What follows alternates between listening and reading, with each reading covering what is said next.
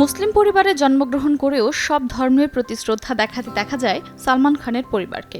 নিজ বাড়িতে ঈদ থেকে শুরু করে অন্যান্য ধর্মেরও উদযাপনের আয়োজন হয়ে থাকে।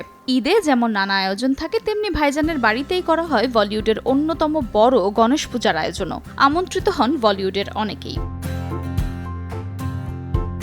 নিজ ধর্মের বাইরে অন্য ধর্মের প্রতি শ্রদ্ধার কথা বলতে গিয়ে একবার সালমান খান জানান, তিনি গরুর মাংস কিংবা শুয়োরের মাংস ছুঁয়েও দেখেন না। যদিও সালমানের বাবা সেলিম খান মুসলিম, কিন্তু মা সালমা খান হিন্দু, আবার সৎ মা হেলেনা খ্রিস্টান ধর্মের। আর সে কারণেই হয়তো সব ধর্মের প্রতি তার সমান শ্রদ্ধা ও সম্মান রয়েছে।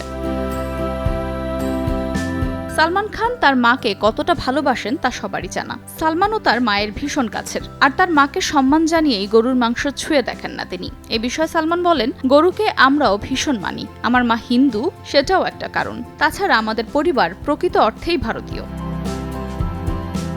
নিউ সানসিল্ক ব্ল্যাক শাইন, নজর কাড়া শাইন চুলের নাম্বার 1 চয়েস।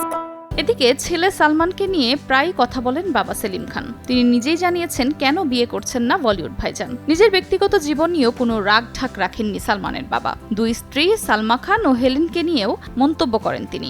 দুই স্ত্রীর জন্য গর্ব বোধ করেন তিনি। সেলিম খান জানান, তার দুই স্ত্রীর জন্যই নাকি পরিবারের সম্প্রীতি বজায় থাকে।